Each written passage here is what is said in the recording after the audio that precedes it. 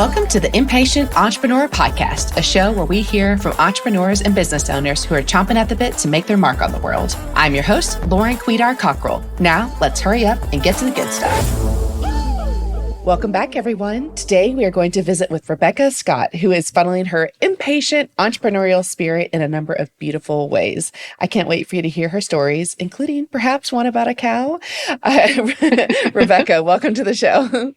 Hey, thanks for having me on. I don't think there could be two more perfect words that belong in the same sentence. Impatient entrepreneur. Yes.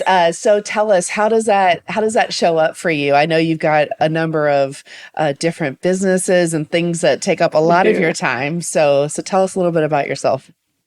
Well, I operate and run 3 different brands. I design and sew purses right here in South Dakota, purses and accessories. And then I also have a genuine leather collection called 1948 Leather.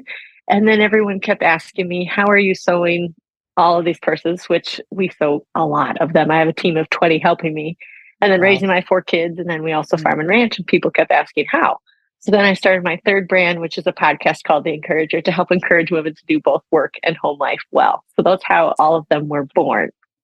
I love that. And that is certainly something that we talked about when we met earlier, but working and being a parent definitely is near and dear to my heart.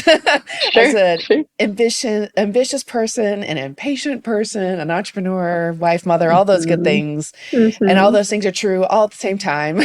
Yes, they are. And I wanted to do all of them at the same time. And I don't think that you have to pick between one week and the other week. I think that we can do them harmoniously together and with joy. Not all the time, but I'm here to prove that you can do it a little bit better each day rather than just feeling like it's just the way it is. I don't like that phrase. So yeah. Okay. Well, I can't wait. Can't wait for all the actionable advice we're going to get today.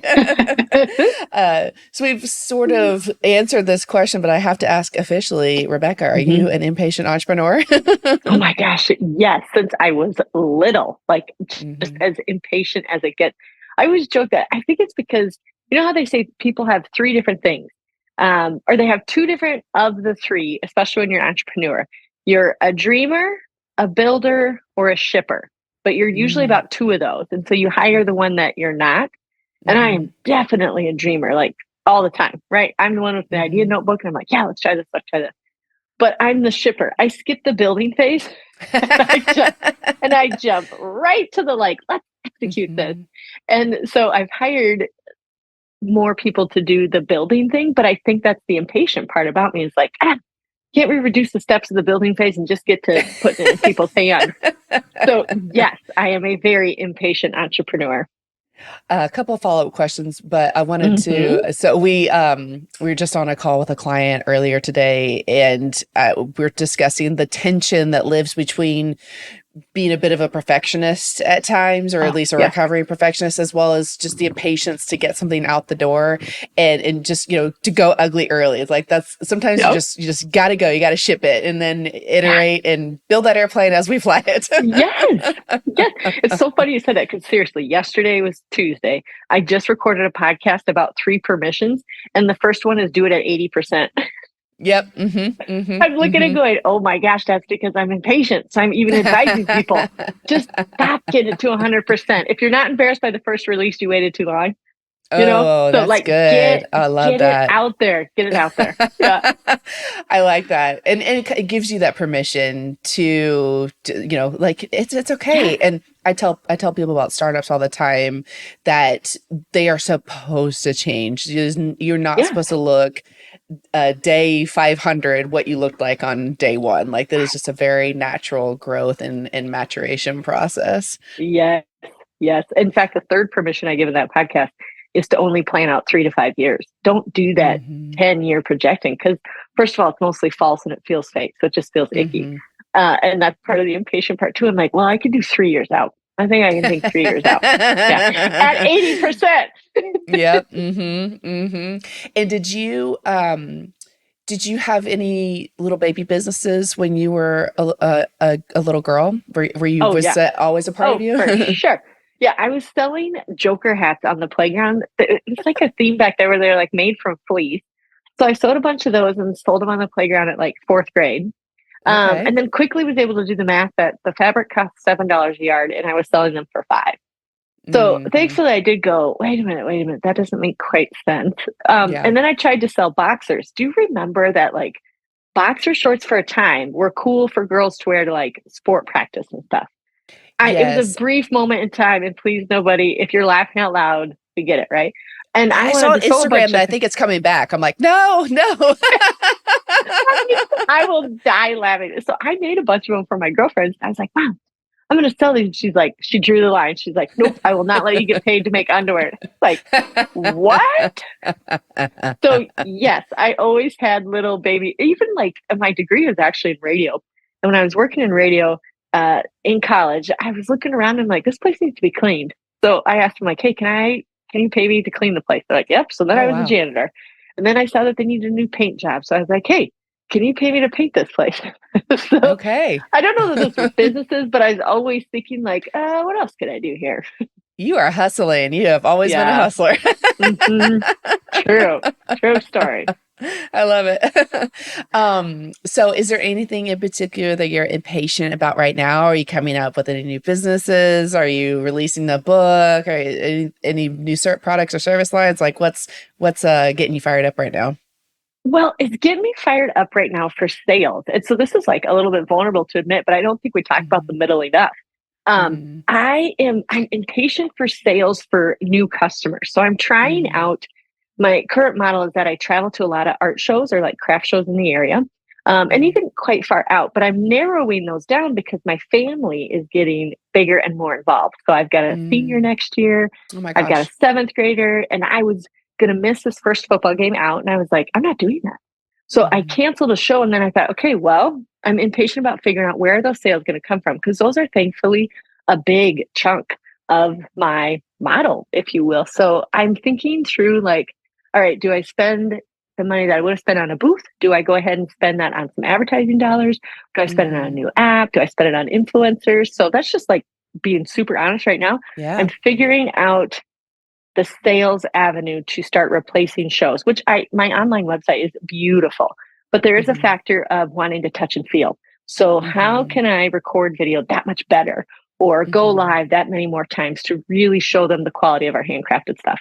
So that's what I'm Mm. impatient about right now. But I also Yeah. love a challenge. Like I'm Hmm. like, oh yeah, you watch me because I'm more motivated to stay with my family and to be with them and to see Hmm. those kind of things. So that is my dangling carrot of what happens when I figure it out. So I'm Yeah. like, all right, let's hit the ground running. What are we going to do? Absolutely. I mean, just building a better mousetrap is drives quite a bit of innovation. Yes.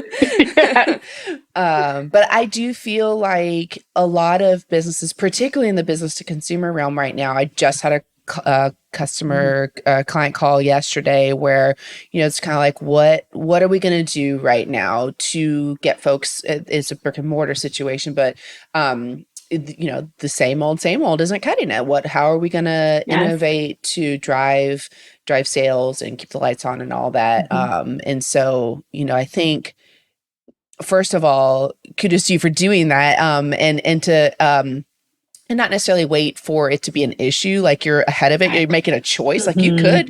you could Yep. absolutely go to that show and keep I doing it, and could. I'm sure it would be fine. But you're making a Yep. values-based decision. Mm-hmm. But also I Mm-hmm. bet that a year from now or for however long, you'll be like, well, we're doing way better than we would have because you're figuring It's out true. around it. It's true. You start funneling your people where you want them to go. Yep. Hmm. Yep. Yep. So I'm glad. Thank you for projecting that it will be the right decision because I didn't mean to squint my nose there, but I am like, this is a little bit scary. Yeah. Yeah. No, I think it's Yeah. gonna be great. I think it's gonna be great because Yeah. you're was it necessity is the mother of all inventions. So Yes. Yes. And it is essential that I am there to see every last yard run. I understand that. We're on the other end of the spectrum where I have our youngest is going to quote unquote graduate from kindergarten.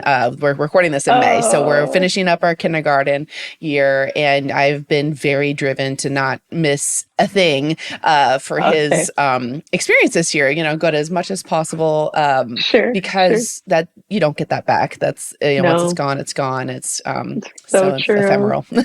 Yeah. Yep. Yep. Yep. Yep. um, Yep. yes, and that's one of the, I think is a really wonderful blessing as far as being an entrepreneur, where we Yep. do get to make those decisions. hmm Tell us, let's actually take a break from the scheduled programming. Talk to us about how you've created your schedule. Does that trickle down Yeah. to your team so you give them that hmm flexibility? Like talk to us about that. Mm. Well, I'll answer the last part of that question first. We actually are working my whole team right now, which I have 20 on my team. About 12 of them are contractors, meaning my seamstresses, and I'm one of my own Mm-hmm. seamstresses. I literally just finished sewing before I came on here. And then I have my administration team, so executive assistant, my brand manager, graphic designer, all those things, right? And we do what we call 30% week, and we do it for 10 days, and it's our last week of school.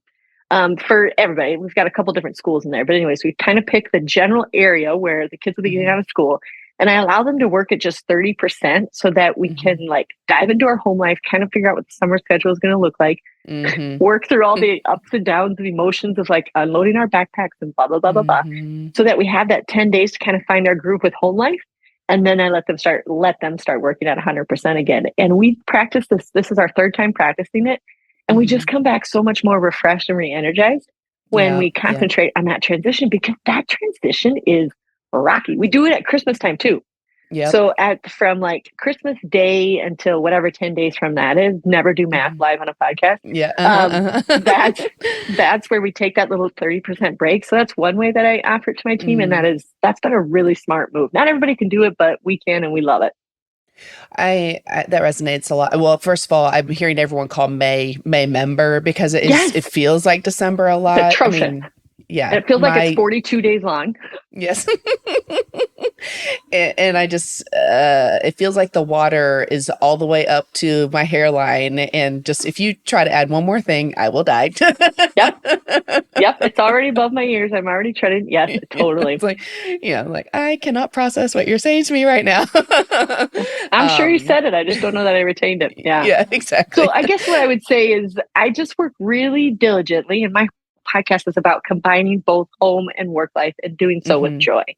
I think that we're frequently reminded, like, okay, you're going to be a really great mom this week. You're going to kill it.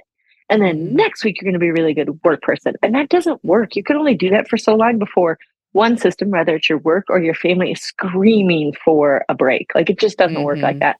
And so I arranged systems that I operate with my own family for about 20 years now. And then my team, they edit my podcast and listen to it and go, okay, I'm going to try that. And so thankfully they have some systems that work too.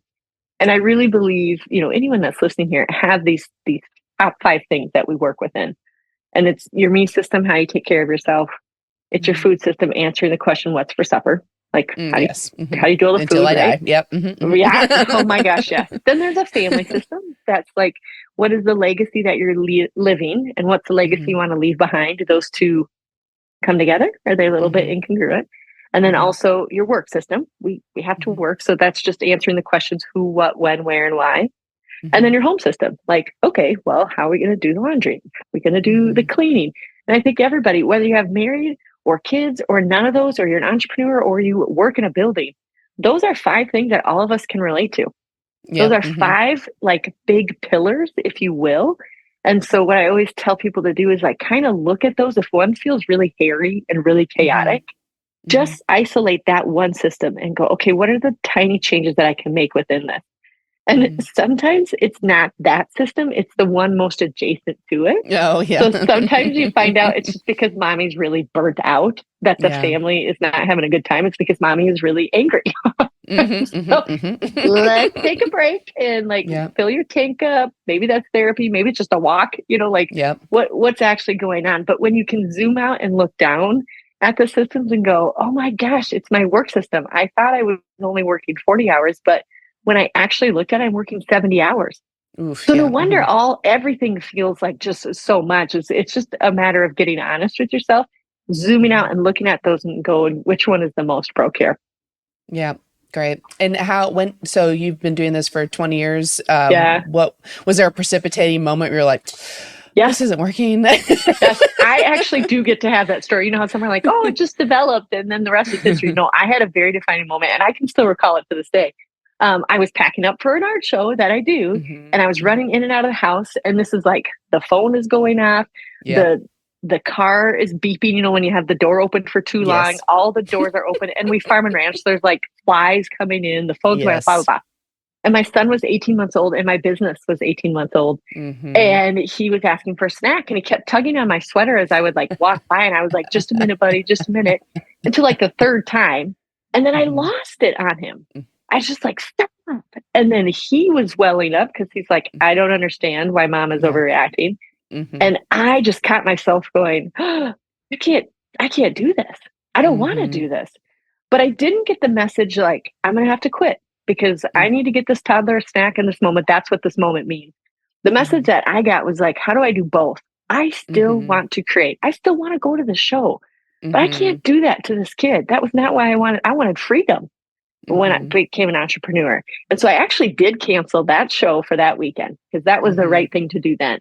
And then I set to creating these systems. And I basically just started looking at, I just recorded a whole week what I did all the time. I just started journaling like, okay, here I'm cooking. Here I'm working out. Here's what, what would be your me system. Okay, here's I'm getting snack. Here we're doing bath time. Here we're doing bedtime. Here's where I'm working. Here's where I'm surging. Here's where I'm cutting out bags.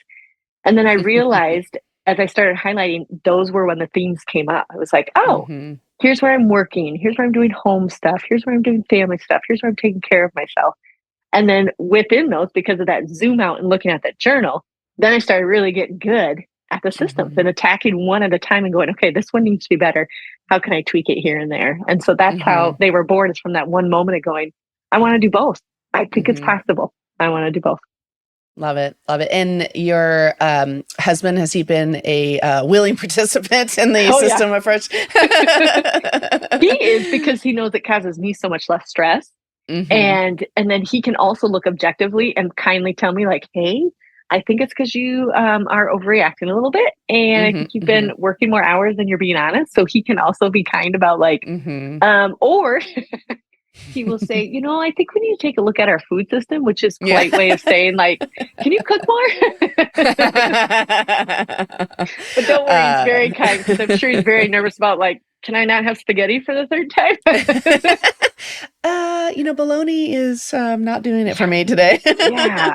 Yeah. Well, I think that certainly has some correlation across a number of applications, because when we have shared language, as far as, like in our businesses or in our families, we're like, it's the food system or it's the home system or whatever it is, it's like your own brand language, really, where, everyone's singing from the same choir sheet. And so it's just a shorthand and makes it so much more frictionless. Yes, 1,000%, because I could coach on what we do for my own systems, but it's going to be different for your family and your unique system. So it's just, I love that each family gets to individually look at what will work for them. Because I always joke that over the years, some people's food system is takeout. That's okay. That's okay if that's what you want yours to be. There's no judgment there. And others are like, I love it. Like, I want to spend more time on my food system. Like, okay, then let's do that. But then you might have to lessen your work hours because it seems like that's a priority. So let's take a look at that. I was actually at a learning day basically the other day, and our facilitator was saying, you have 168 hours in a week. How much of that do you spend sleeping? How much of that do you spend in the shower? How much of that do you spend driving, and really taking it as a week versus a day or a year even, and just like we all have 168 hours. What if you are spending, is this amount of time that you're spending cooking, for instance, is that really how you want to spend it? If so, great. Or do you need to reallocate? Do you need to delegate all that? So definitely useful for sure. Yeah, I love the idea of that too, is like chunking it down, but because it allows you permission to like really look at it and go, okay, we got some problems here. Yeah. Absolutely. So how do you, you've developed, you're creating a lot of things, and you've created a lot of things for yourself. Where do you draw inspiration from? Do you listen to other podcasts? Do you read books? Do you go to conferences? Or like, how do you fuel yourself as a parent, as a leader, as a builder? Yes. Oh, I love listening to podcasts. I have my own, so I'm a podcast junkie. I also like listening to books as well. And another inspiration for me is always my kiddos, like looking at them and going, we're heading into puberty. What does that mean? And so that inspires me to quick, like, find out what is the latest on that. I mean, I know Yeah. that sounds silly, but I don't want to miss it. And I don't think that the version that I had, however many years ago was that, may not be what Right. it is today. So it inspires me to like keep being a better and better parent when I'm listening to different systems on podcasts about how they are raising their children and that sort of thing. So that inspires me. As far as design, lately I'm just super inspired by Stanley cups. Like, Yep. I think that people are screaming out there right now. First of all, their design is cool and they're color blocking. So that inspires me because I sew for a living, right? But I can't get over that Stanley Cup was the same one my dad used when we would sort cattle, and how they have completely reinvented the company. Like, I'm like, who? And guys, I gotta think it's a woman. It is some ambitious, creative woman that walked into I that think room and so. was like, I'm gonna do something about this. And I'm Yeah. like, dang, that is inspiring. I can't wait for that story to roll out. And if anybody knows if it has, let me know. I'm like, I don't know who that was. That was like, take something old, but still valid and great quality, which is exactly what I always love to create. And then gave it a rebrand that just exploded. Right. Right. Yes. A viral rebrand for sure. I have mine here. Right. You can't, listeners can't hear, but it's a beautiful blush pink, but on the bottom there's a little blush pink mountain range. And cute. it's a little beaten up because it's got run over by our side by side at our family's property. But see, listen to yourself. Like, super beat up, literally got ran over, and you're still calling it beautiful. Like, that is dang good marketing. That's so good. Yes. I even it just does not happen often, but I was pulled over recently for going a little faster than I should have been, and I only got a warning. But as the police officer walked away, he was like, "Oh, I really like your cup." That's awesome. So I had to pull it out of the cup holder and show him the beautiful mountain range on the bottom. Oh my gosh. Yes. I love things like that too. I am not a designer myself, but I certainly, we talk about brand identity and I know enough to be dangerous, but I was recently in France and just looking at the graphic design there and of course, all the beautiful artwork and architecture and everything. And right. It always fuels me up to come home and bring new perspectives to what we're doing. Yeah. Yeah. I just getting outside. I also love nature. Well, we farm and ranch, so I'm inspired always by like how seemingly chaotic nature is, but it's actually very well controlled. Like the roots are never on the top of the tree. Like it still grows in the same way, but then the different seasons in it. So yeah, it doesn't take much for me to be inspired. Yes. Yeah. The intelligent design. Oh my gosh. Okay. So let's talk about your business trajectory. And has there been a moment in your business life where something happened and you thought, this is the worst thing that could ever happen to me in my business. I don't know if I'm going to recover, but looking back now, you realize this is one of the best things that could happen. Oh, I tried to print a catalog and I thought it would be a really good idea. And this was years ago, but I gathered my sales reps together, which by the way was like a cousin, my sister, and a college roommate. So like they were just real close, right? But they were going out and selling products when we used to do like trunk shows, like Pampered Chef, that kind of thing. But it was for my purses. And then they would custom make these with their customers and come back and give me the orders. Well, I asked them, I'm like, hey, let's increase sales. Do you guys have any ideas? And they said, let's make a catalog. I was like, yeah, glossy pages. Then we could put the catalog in their place of business. People could place their orders. I would just collect them. I think this is great because people were starting to commit less to the party idea, right? So I had this catalog made. I hired an expert in quotations here and paid her $5,000 to do the photo shoot, the layout, the graphics, the ordering process page, blah, blah, blah. And when I got the pictures back, it was of a 12-year-old from the waist down. And she couldn't wait to tell me, like, this is actually a 12-year-old from the waist down. And so all the purses were photoed from the waist down. You guys, where do you wear your purses? Anyways, not terrible, right? There. Yeah. And then the ordering process was really bad too. It was very confusing. The catalog, I was just like, ugh, I was so disappointed. But at the time, I wasn't bold enough in my own knowledge because I kept thinking I paid a lot of money and I hired an expert. So she definitely knows I'm going to lean into what she knows. And I was like, I'm going to get back to sewing, because that was that's my bread and butter. So I'm going to go sew. You're going to do this, blah, blah, blah. Well, the catalog released And it was $10,000 to print it too. So 5,000 for the gal, another 5,000 to print it. And the reason I tell you these numbers is because we don't talk about numbers enough either. So I was like, okay, 10 grand. So I made my cute little thermometer in my office where I was like, I'm going to color in until my catalog is paid off because that was a great decision, right? Blah, blah, blah. Well, the coloring of the thermometer stopped at $600. Oh no. And I was like, what is going on? So my husband was polite enough to say, hey, let's just think about this for a second. Like, let's evaluate what happened here. I'm like, yes, please help me, because I couldn't do it. And what I realized, the actual problem among many that I already told you about, like the photography and not being my own expert, blah, blah, was that I asked the wrong audience. I asked my sales reps thinking they would have the answer, and what they said was okay and valid, but I didn't ask the customer what they wanted. And if I would ask the customer what they wanted, as soon as I could narrow it down, I could answer it already. I'm like, oh, they want a website. They want a website that functions better where they can custom design and it would appear. By the way, we have it now. So I was like, I hit the ground so quick. Well, I had to pick myself up off of the ground. And then I had to ask my husband nicely. I'm like, okay, I figured it out. I need a cow. And he was like, okay. And I was like, I need to sell a cow so I can get a website guy. I know that's what I need. And so that's what we did.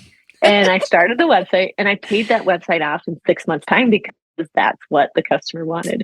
And so I learned so many things about like standing in your own expertise. Like, yes, have people partner with you, but don't just think that they are the expert. You are the expert. You are the expert of what your customer wants. So that ask the right audience, and then do whatever you can, get scrappy. To then make it happen. And so that mistake, seemingly, at the time I was like, oh, that was rough. But I learned the most valuable lesson is to ask your customer, what do they want? Yeah. Well, and you experienced a lot of growth in that moment. We did. And it was painful. Growth was painful. It was like growing pains in the whole bit. Yes. I hope people hear that and really internalize it, and also hear that I am not rejecting that as someone who is a quote unquote expert in a few things. When people hire us to work with them, I do not want them to just wash their hands of the experience and walk away. Like, no, this is a collaboration. Right. Yes. We know the function of what needs to happen and how to deliver. But we've got to talk to each other and really work through, what are your customers saying? What are they looking for? What is going to resonate with them? How, what tools and tactics do we need to, are really going to reach them? And then we can execute. But yeah, people who are like, well, I've hired you, I'm going to walk away now. It's like, no, come back. Does it work? Yeah. And you are asking your customer, like, no. I want to deliver on exactly what your vision is, but we got to keep working together. Absolutely. Yeah. And then also I have seen business owners and particularly the ones who don't make it, when things like that happen, they're like, I can't believe this happened to me. And then that's it. That's the discovery. Versus, I think I've personally experienced a lot of growth in the past couple of years by when something has happened, and maybe it's external, maybe it's internal. Like, okay, what have I learned from this experience? Yes, 100%. Yeah, the review stinks, but it's so important, right? You got to review what happened and what you're responsible for. Ultimately responsible for all of it, but not in a way of getting down on yourself, but like, okay, I don't want to repeat this lesson. So how can I review this? Yes. We have a joke in my Story Brand Guide community of tuition to never going to do that again university. Yes. Oh, I love Story Brand. I absolutely love it. That's good to know. Yep. Yes. Because we all do it. And so, we all have things happen to us. We all put our foot where it doesn't belong. And if we don't then say, okay, well, what have I learned here? What can I do differently next time? Whether it's hiring someone or you make an investment that didn't quite pan out. You're just always taking a moment to be like, that wasn't exactly what I was looking for. What can I do differently next time? What do I need to be on the lookout for, and all that? And that is where the growth really happens, because if you just endure but you keep doing the same thing over and over again, you're not growing. You have to really pay attention to those lessons. And I find it interesting too that sometimes with some of my mistakes, it became immediate. Like as soon as I thought about it, I was like, I already know what they want. I already know what the customer wants.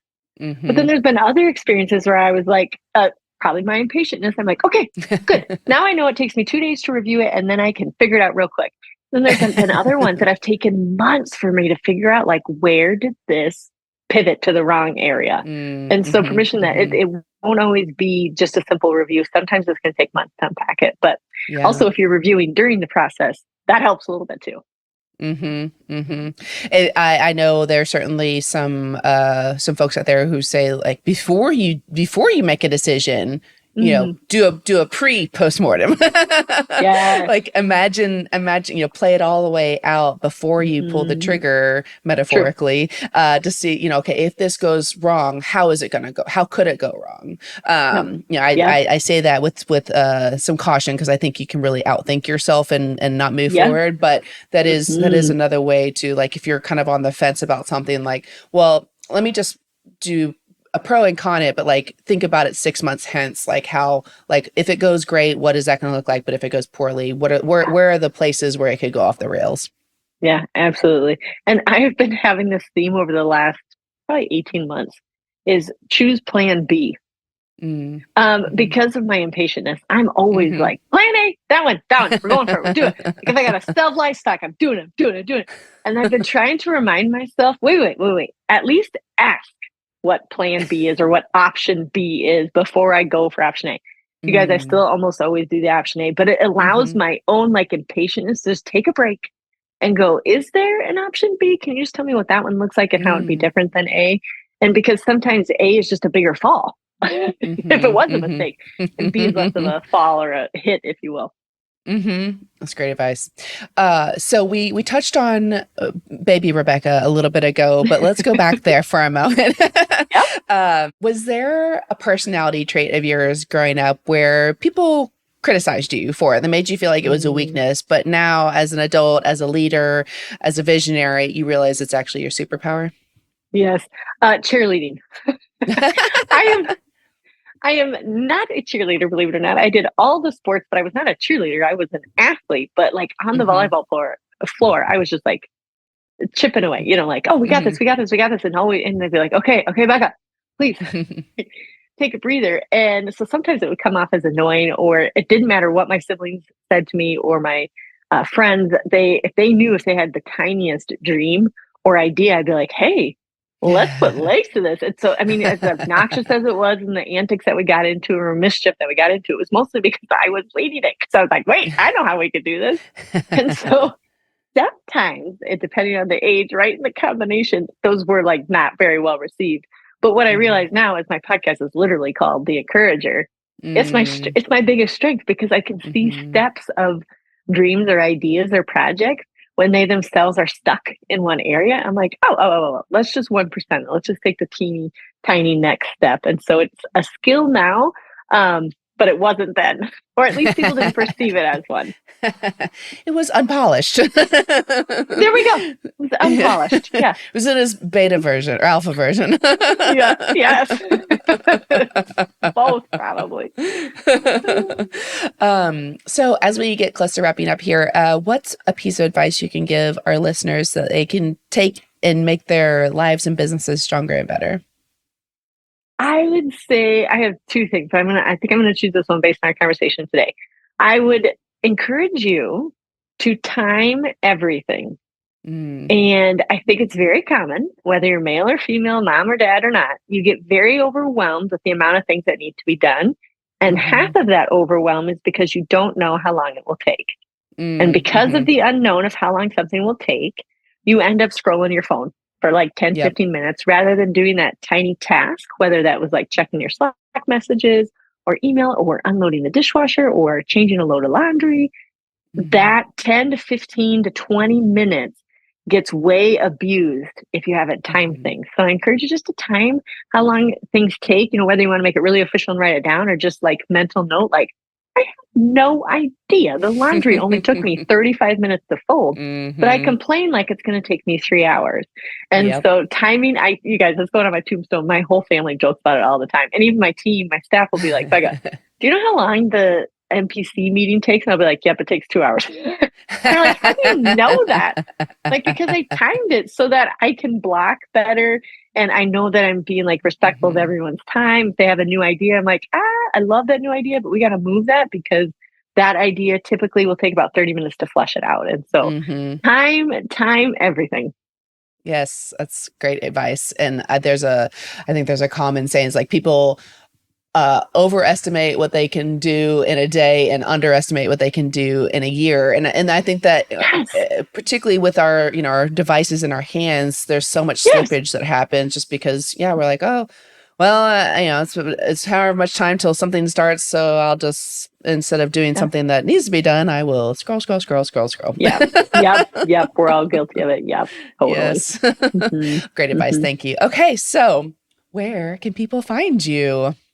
Okay, well, if you want a really awesome custom purse that you get to design, go to designyourownpurse.com. I'd love, great URL. I know it is, isn't it? I would love to show you something fun. And if you want to check out my podcast or get some coaching that's just really practical for both home and work life, go to theencouragerpodcast.com. And if you go to theencouragerpodcast.com, the amazing little PDF that pops up for you is 2 simple hacks for each of those systems that we talked about. And so that's just a really easy way to start these systems, you guys. It's our 2 simple ones for each one. And I think you'll be surprised. You'll be able to immediately, within 10 minutes, implement them. So it's just really quick things that you can implement within 10 minutes. So you're not overwhelmed. That's what we're preventing. Love that. Okay. Well, I will check that out myself and I will put it in the show notes. Thank you. Thank you, Rebekah. Great show. Thanks for listening to The Impatient Entrepreneur. Love the podcast? Be sure to share it with a friend or colleague and give us a 5-star review. You can also chat with us on Instagram or Facebook at The Impatient Entrepreneur Pod. Want to star on a feature episode? Head over to theimpatiententrepreneur.com to inquire. Thank you to the team at Quidar & Co. for believing in me and bringing this podcast to life.